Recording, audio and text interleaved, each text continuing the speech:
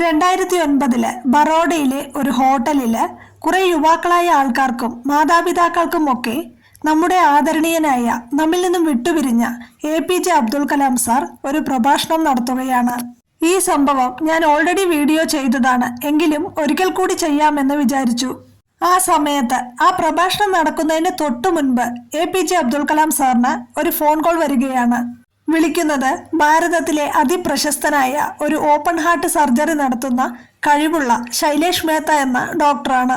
അദ്ദേഹം അബ്ദുൽ കലാം സാറിനെ വിളിച്ചിട്ട് പറയുകയാണ്, ഞാൻ വളരെ ധർമ്മസങ്കടത്തിലാണ്, എനിക്ക് അങ്ങയെ ഒന്ന് കാണണം, അങ്ങയോട് സംസാരിക്കണം. ഇതുകേട്ട് അബ്ദുൽ കലാം സാറ് പറഞ്ഞു, നിങ്ങൾ വളരെ പ്രശസ്തനായ ഒരു ഡോക്ടർ, ഒരു ദിവസം 10ഓളം ഓപ്പൺ ഹാർട്ട് സർജറി നടത്തുന്ന ആള്, ഓരോ മനുഷ്യർക്കും ജീവന്റെ വില എന്താണെന്ന് മനസ്സിലാക്കി കൊടുത്ത് ജീവൻ പകുത്തു നൽകുന്ന അത്യുന്നതനായ ഡോക്ടർ, നിങ്ങൾക്ക് എന്ത് സങ്കടമാണ്, പറഞ്ഞോളൂ എന്ന് പറഞ്ഞു. അപ്പോൾ ആ ഡോക്ടർ പറഞ്ഞു, ഇല്ല സർ, എനിക്ക് അങ്ങയെ നേരിട്ടൊന്ന് കാണണം, അങ്ങയോട് സംസാരിക്കണം, എനിക്ക് ഒരു 10 മിനിറ്റ് സമയം തരണം എന്ന് പറഞ്ഞു. അപ്പോൾ കലാം സാർ പറഞ്ഞു, ഓക്കെ വന്നോളൂ, നമുക്ക് സംസാരിക്കാം എന്ന് പറഞ്ഞ് ഫോൺ കട്ട് ചെയ്തു. അദ്ദേഹം അങ്ങനെ ആ ഹോട്ടലിൽ എത്തുകയാണ്. അങ്ങനെ ആ ഡോക്ടർ അബ്ദുൽ കലാം സാറുമായിട്ട് സംസാരിക്കുകയാണ്. അബ്ദുൽ കലാം ചോദിച്ചു, എന്താണ് ഡോക്ടർ, എന്താണ് അങ്ങയുടെ പ്രശ്നം എന്താണ്? അപ്പോൾ അദ്ദേഹം പറയുകയാണ്, ഒരു കഥ പറയുകയാണ്. സർ, 2008 ഒരു ഡിസംബർ മാസത്തില് ഒരു അച്ഛനും അമ്മയും എന്റെ അടുക്കലെത്തി. അവരുടെ കൂടെ മിടുക്കിയായ സുന്ദരിയായ അവരുടെ കുഞ്ഞു മോളും കൂടെയുണ്ടായിരുന്നു. അപ്പോ അവര് ഹോസ്പിറ്റലിൽ എത്തിയിട്ട് ആദ്യം ഈ ഡോക്ടറെ അല്ല കാണുന്നത്, അദ്ദേഹത്തിന്റെ ജൂനിയേഴ്സ് ഉണ്ട്, ആ ജൂനിയേഴ്സിനെ ആയിരിക്കും ആദ്യം കാണുന്നത്. ഈ പറയുന്ന ഈ ശൈലേഷ് മേത്ത എന്ന് പറയുന്ന ഡോക്ടറെ കാണണമെങ്കിൽ 6 മാസം മുൻപേ ബുക്ക് ചെയ്യണം. അതിനുശേഷം മാത്രമേ ആ ഡോക്ടറെ കാണാനായിട്ട് സാധിക്കുകയുള്ളൂ. അങ്ങനെ വന്ന ഈ കുഞ്ഞുമോളുടെ പേരൻസ് ശൈലേഷ് മേത്ത ഡോക്ടറുടെ ജൂനിയർ ഡോക്ടർമാരുമായിട്ട് സംസാരിക്കുന്നു. ഈ 5 വയസ്സായ മോൾക്ക് ഹാർട്ടിന് പ്രോബ്ലം ഉണ്ട്. അപ്പോ ഈ ജൂനിയർ ഡോക്ടർമാര് ഈ കുട്ടിയുടെ റിപ്പോർട്ടുകളെല്ലാം എടുത്തു നോക്കിയിട്ട് പേജുകളെല്ലാം മറിച്ചു നോക്കിയിട്ട് പറഞ്ഞു, ഈ കുട്ടിക്ക് ഇനി ഒന്നും ചെയ്യാനില്ല, ഒരു സർജറി പോലും ചെയ്യാനായിട്ട് സാധിക്കില്ല, ഈ കുട്ടിയുടെ നില അപകടത്തിലാണ്. ഇത് കേട്ടതും ആ കുട്ടിയുടെ അമ്മ വാവിട്ട് നിലവിളിച്ചു. എന്നിട്ട് പറഞ്ഞു, എവിടെ ചെന്നാലും എല്ലാ ഡോക്ടർമാരും ഇത് തന്നെയാണ് പറയണത്, തങ്ങൾക്ക് സീനിയറായ ആ ശൈലേഷ് മേത്ത ഡോക്ടറെ ഒന്ന് കാണണമെന്ന് അവർ വാശി പിടിക്കുന്നു. അപ്പോൾ ജൂനിയർ ഡോക്ടർമാര് പറയുന്നുണ്ട്, സാറിനെ കണ്ടിട്ട് കാര്യമില്ല, ഞങ്ങള് ഉള്ള കാര്യമാണ് പറയണത്, ഈ കുട്ടിക്ക് ഒരു സർജറി ചെയ്യാനുള്ള ഒരു അവസ്ഥയിലല്ല, ഈ കുട്ടി രക്ഷപ്പെടില്ല എന്നവർ തീർത്തു പറഞ്ഞു. പക്ഷേ ആ മാതാപിതാക്കള് വാശി പിടിക്കുകയാണ്, ഞങ്ങൾക്ക് ശൈലേഷ് മേത്ത ഡോക്ടറെ കണ്ടിട്ടേ ഞങ്ങൾ ഇവിടുന്ന് പോകുന്നുള്ളൂ. എന്തായാലും ആ ജൂനിയർ ഡോക്ടേഴ്സ് ശൈലേഷ് മേത്ത ഡോക്ടറെ കാണാനുള്ള അനുമതി കൊടുക്കുന്നു. അങ്ങനെ ആ മാതാപിതാക്കള് ശൈലേഷ് മേത്ത ഡോക്ടറെ കാണുകയാണ്. അങ്ങനെ ആ ശൈലേഷ് മേത്ത ഡോക്ടർ അവരുടെ കയ്യിൽ നിന്നും ആ റിപ്പോർട്ടുകൾ വാങ്ങി നോക്കുകയാണ്. 1-2 പേജുകൾ മറിച്ച് നോക്കിയ ശേഷം അദ്ദേഹം പറഞ്ഞു, എനിക്ക് ഒന്നും ചെയ്യാൻ കഴിയില്ല. ആ അച്ഛനും അമ്മയും ഇത് കേട്ട് സങ്കടപ്പെട്ടു, അവർക്ക് കണ്ണീരടക്കാനായില്ല. അപ്പോ ഡോക്ടർ പറഞ്ഞു, ഞാന് ഈ ഓപ്പറേഷൻ ചെയ്യുകയാണെങ്കിൽ വെറും 30% മാത്രമേ ഈ കുട്ടിക്ക് രക്ഷപ്പെടാനുള്ളൊരു സാധ്യതയുള്ളൂ, ബാക്കി 70%വും ഈ കുട്ടി മരിക്കാനാണ് സാധ്യത. ഇനിയിപ്പോ ഈ സർജറി നടത്തിയിട്ടില്ലെങ്കിൽ ഈ കുട്ടിക്ക് വെറും 3 മാസം മാത്രമേ ആയുസുള്ളൂ. അതുകൊണ്ട് ഈ കുട്ടിയെ ഇനി ഒന്നും ചെയ്യാനില്ലെന്ന് ഡോക്ടർ പറയുകയാണ്. ഒന്നോർക്കണം, ആ കുട്ടിയുടെ സ്വന്തം അച്ഛനും അമ്മയോടാണ് ഡോക്ടർ ഈ പറയണത്. അപ്പോ ആ സമയത്ത് അവരുടെ മാനസികാവസ്ഥ എന്താണെന്ന് നമുക്ക് ഊഹിക്കാവുന്നതല്ലേ ഉള്ളൂ. പക്ഷെ ആ അച്ഛനും അമ്മയും അത് സമ്മതിച്ചില്ല. അവര് പറയാണ്, ഞങ്ങളുടെ മകള് രക്ഷപ്പെടും ഡോക്ടർ, അങ്ങ് സർജറി ചെയ്യണം എന്നവര് ആവശ്യപ്പെടുകയാണ്. അവസാനം ആ ഡോക്ടർ ആ മോൾക്ക് സർജറി ചെയ്യാൻ തീരുമാനിക്കുകയാണ്. അങ്ങനെ ആ സർജറി ചെയ്യുന്ന ദിവസം എത്തി. അതിന് ഒരാഴ്ച മുൻപ് തന്നെ ആ കുട്ടിയെ ഹോസ്പിറ്റലിൽ കൊണ്ടുവന്ന് സർജറി ചെയ്യാനുള്ള പ്രിപ്പറേഷൻ എല്ലാം തുടങ്ങി വെച്ചു. അങ്ങനെ സർജറിക്ക് തൊട്ടു മുൻപ് ഈ കുട്ടിയുടെ അടുത്ത് വന്ന് ഈ കുട്ടിയുടെ അമ്മ ഭഗവാനെ കുറിച്ചും ഭഗവാന്റെ കഥകളെ കുറിച്ചും പേടിക്കേണ്ട എന്നും ഒക്കെ പറയുന്നത് ഈ ഡോക്ടർ കേൾക്കുന്നുണ്ടായിരുന്നു. അങ്ങനെ അവൾക്ക് ഒരുപാട് ധൈര്യമൊക്കെ അവളുടെ അച്ഛനും അമ്മയും പകർന്നു കൊടുത്തുകൊണ്ടേ ഇരിക്കുന്നുണ്ടായിരുന്നു. അങ്ങനെ ആ കുട്ടിയെ ഓപ്പറേഷൻ തിയേറ്ററിലേക്ക് കൊണ്ടുവന്നു. അവൾക്ക് പച്ചുടുപ്പൊക്കെ ഇടിപ്പിച്ചു.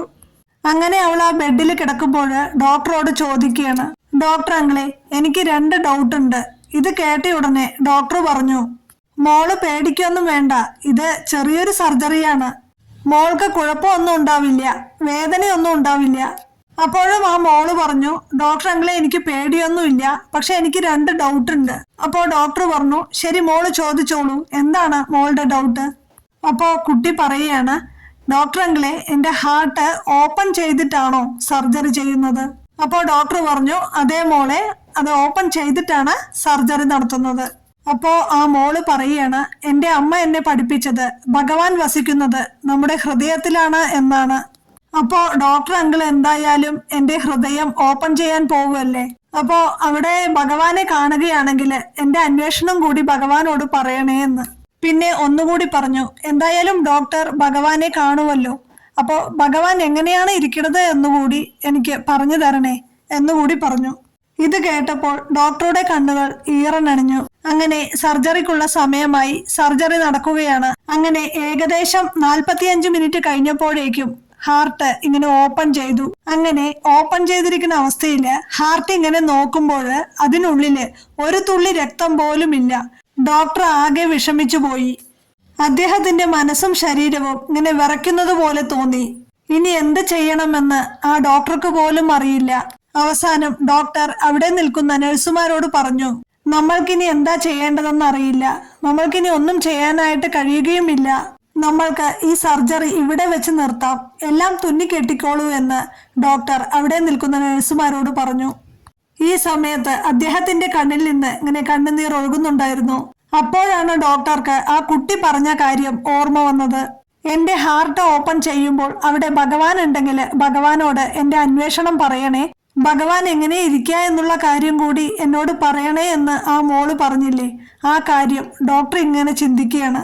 അദ്ദേഹം തന്റെ കൈകൾ ആ സർജറി ചെയ്യുന്ന ടേബിളിൽ കൊട്ടിക്കൊണ്ട് ആ കുട്ടിയുടെ മുഖത്തേക്കും ഹാർട്ടിലേക്കും മാറി മാറി നോക്കി. എന്നിട്ട് അദ്ദേഹം മനസ്സിൽ ഭഗവാനോട് ഇങ്ങനെ പറഞ്ഞു, ഇങ്ങനെ ചോദിച്ചു, ഭഗവാനെ, അങ്ങ് ഉണ്ടോ ഇല്ലയോ എന്ന് എനിക്കറിയില്ല, പക്ഷേ ആ കുഞ്ഞും ആ കുഞ്ഞിന്റെ അച്ഛനും അമ്മയും ഉറച്ചു വിശ്വസിക്കുന്നു അങ്ങ് ഉണ്ട് എന്ന്. തന്നെയുമല്ല, അവർ ആ കുഞ്ഞിന് പഠിപ്പിച്ചു കൊടുത്തു ആ കുഞ്ഞിന്റെ ഹൃദയത്തിലാണ് ഈശ്വരൻ ഉള്ളത് എന്ന്. അതുകൊണ്ട് എനിക്കറിയില്ല അങ്ങ് ഉണ്ടോ ഇല്ലയോ എന്നുള്ള കാര്യം, പക്ഷെ അങ്ങ് ഉണ്ട് എങ്കില് ഇപ്പൊ പ്രവർത്തിക്കണം. ഈ കുഞ്ഞിന് ജീവൻ കൊടുക്കണം, ഈ കുഞ്ഞിനെ രക്ഷിക്കണം. ഞാൻ തോറ്റുപോയി, എനിക്കിനി ഒന്നും ചെയ്യാനില്ല. അതുകൊണ്ട് ഈശ്വര, ഭഗവാനെ, അങ്ങ് ഉണ്ട് എങ്കില് അങ്ങ് ഇപ്പൊ പ്രവർത്തിക്കണം എന്ന് അദ്ദേഹം തന്റെ മനസ്സില് ആ കുഞ്ഞിന്റെ മുഖത്തും ഹാർട്ടിലും നോക്കി ഇങ്ങനെ പറയുമ്പോൾ പെട്ടെന്ന് ഒരു തുള്ളി രക്തം ആ കുഞ്ഞിന്റെ വാൽവിൽ നിന്നും ഹൃദയത്തിലേക്ക് ഇങ്ങനെ പതിക്കുകയാണ്. അങ്ങനെ എല്ലാവർക്കും സന്തോഷമായി. അങ്ങനെ അവർ വീണ്ടും സർജറിക്കുള്ള തയ്യാറെടുപ്പുകൾ നടത്തി. അങ്ങനെ ഏകദേശം 4-4.5 മണിക്കൂറുകൾക്ക് ശേഷം ആ സർജറി വൻ വിജയമായി മാറി. അങ്ങനെ ആ കുട്ടി രക്ഷപ്പെട്ടു. സർ, ഇതാണ് സംഭവം എന്ന് ശൈലേഷ് മേത്ത ഡോക്ടർ അബ്ദുൽ കലാം സാറിനോട് പറയുകയാണ്. എന്നിട്ട് പറയുകയാണ്, സർ, ഞാനിനി അവളെ കാണുവാൻ പോവുകയാണ്, അവൾക്കിപ്പോൾ ബോധം വന്നിട്ടുണ്ടാവും. എന്നെ കണ്ടാൽ അവൾ ചോദിക്കും, ഡോക്ടർ അങ്കിളെ, അങ്ങ് ഈശ്വരനെ കണ്ടുവോ, ഈശ്വരന്റെ രൂപം എന്താണ് എന്നൊക്കെ അവൾ എന്നെ കണ്ടാൽ ചോദിക്കും. അപ്പോൾ ഞാൻ എന്താണ് പറയേണ്ടതെന്ന് എനിക്കറിയില്ല. ഞാൻ ആകെ ധർമ്മസങ്കടത്തിലായിരിക്കുകയാണ്. അങ്ങ് എനിക്കൊരു മാർഗം പറഞ്ഞു തരൂ, ഒരു വഴി പറഞ്ഞു തരൂ എന്ന് ഡോക്ടർ അബ്ദുൽ കലാം സാറിനോട് പറയുകയാണ്. അപ്പോൾ നമ്മുടെ ആദരണീയനായ ഡോക്ടർ അബ്ദുൽ കലാം സാറ് ഡോക്ടറോട് പറയുകയാണ്, അങ്ങ് ധൈര്യമായിട്ട് ആ കുട്ടിയെ പോയി കാണൂ, എന്നിട്ട് ആ കുട്ടിയോട് പറയണം, ഞാൻ ഈശ്വരനെ കണ്ടു, നിന്റെ ഹൃദയത്തില് ഒരു തുള്ളി രക്തമായി ഈശ്വരൻ ഒഴുകി വരുന്നത് ഞാൻ കണ്ടു എന്ന് ആ കുട്ടിയോട് പറയണം. പിന്നെ ഈശ്വരന്റെ രൂപം ചോദിച്ചാല് ഈശ്വരന് രൂപമില്ല, ഈശ്വരനെ അനുഭവിക്കാനേ കഴിയൂ എന്നും കൂടി ആ കുട്ടിയോട് പറയൂ എന്ന് അബ്ദുൽ കലാം സാറ് പറഞ്ഞു നിർത്തി. എന്റെ കണ്ണ, ഈ ഒരു സംഭവത്തിലൂടെ അങ്ങ് വിളിച്ചാൽ ഉറപ്പായും വരുമെന്ന് ഞങ്ങൾക്ക് മനസ്സിലാക്കി തന്നു. കാത്തോളണേ ഭഗവാനെ.